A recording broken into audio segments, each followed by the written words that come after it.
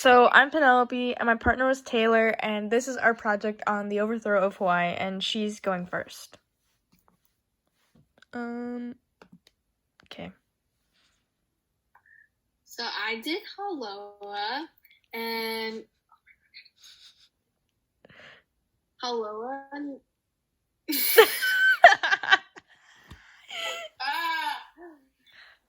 Haloa Naka was the firstborn of Waikea. And Ho'ohukukalani, I think. I don't know. Yep. Haloa. Okay. Haloa Naka was a stillborn baby who was buried while the mother was grieving. And then when she was crying over his grave, her tears made it sprout a plant where you can see in the photo. But the name Haloa comes from their second child, whose name comes from their late son.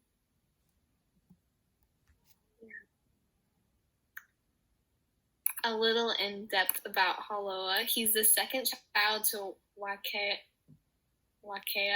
and Ho'ohukukalani, his older late brother. And Haloa grew up to be the respected sibling, eldest brother, and the first diverse Hawaiian.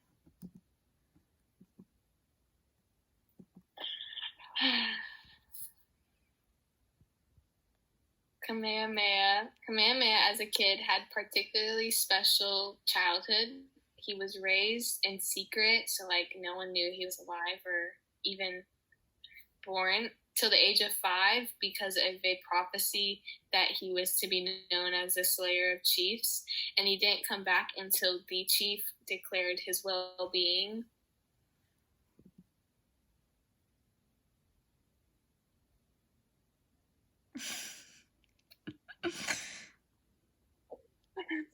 King.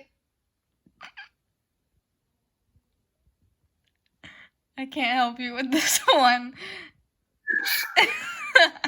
Did not pronounce it either. Not correctly. Kauikeo. We better get some credit for trying. We're just gonna call him the king. During the time of the king, King K, the Constitution of 1839 was written, and some people tried to consider it as the first Constitution of Hawaii, but it wasn't because it was only classified as just a plain old Constitution because it only had 5 points or 5 little bullet points, so it didn't really have a lot in depth to it, but it did lay the groundwork for the new Constitution in 1840, which that one was classified as the first Constitution of Hawaii because it was more in depth and a lot longer. And there's Oda. Isn't this Ahupua'a? Yep. Ahupua and the Mahele. The Ahupua is a division of land, and so it goes from the uplands to the sea, and then the Kanaka Maoli attained resources by they would trade with the people up at the top of the mountain with the resources that they got from the bottom, knowing that the people up top needed them more, and so it's just like a way for them to trade off.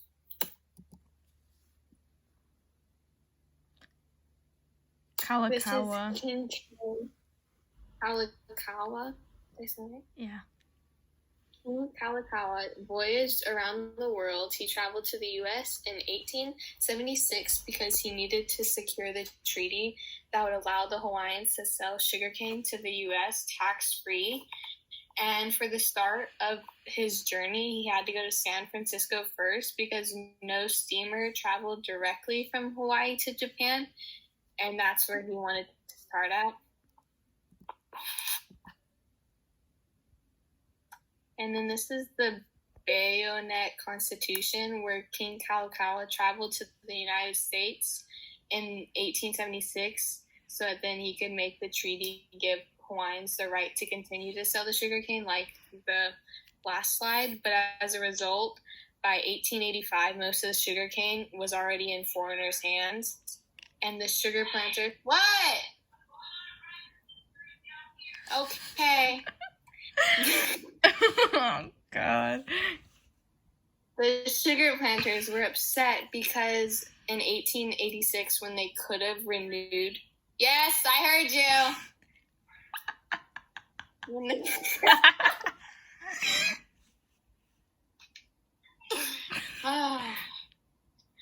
When they could have renewed it make it renewed, is because of the money that everyone else was making, the foreigners were making from taking the sugar industry. And that's the picture. And then all the way back out. All right. Next we have the overthrow.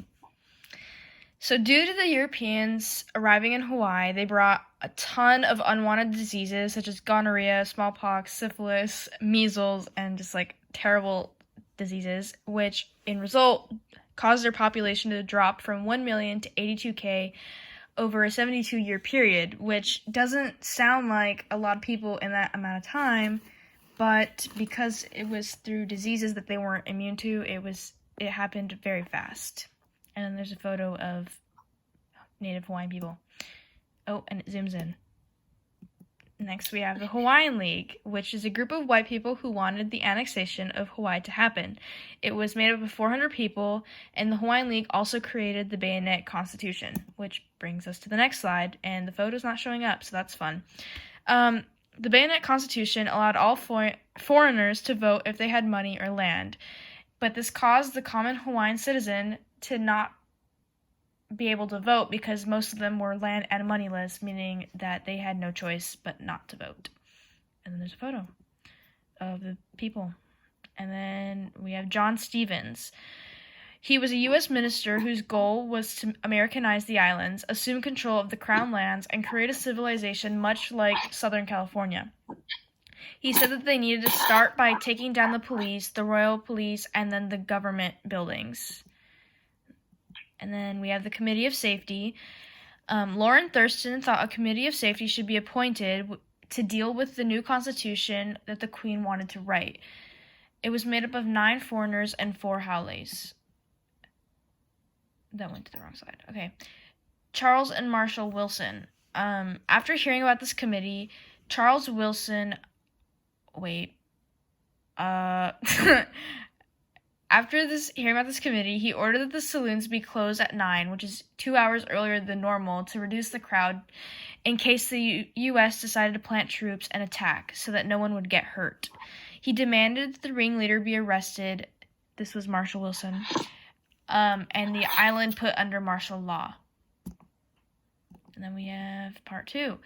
The Committee of Safety requested the Marines and sailors are landed so that they can be protected because they felt unsafe knowing that Marshall Wilson knew about the Committee of Safety. Marshall Wilson found out and proposed for the cabinet to send their armed forces to kill them. Queen Liliuokalani chose not to use force against the Committee of Safety so that there was no reason for them to fight back and kill her people. After the first treaty of annexation was removed from Congress, President Cleveland sent Congressman James Blunt to investigate, which led to his conclusion that no one in the island of Hawaii approved of the annexation. And then we go all the way back out, which leads us to today, which is the aftermath. So Hawaii ended up losing its independence, became a United States territory, and a larger population of foreigners than native Hawaiians, and lost a lot of its culture due to this. The United States received military advantages, economic rewards, and the first territory outside of the U.S. borders. And then there's my bibliography and photos. We'll add a picture of Taylor's bibliography at the end. I did not know that was there. And that's it. And then there's the islands.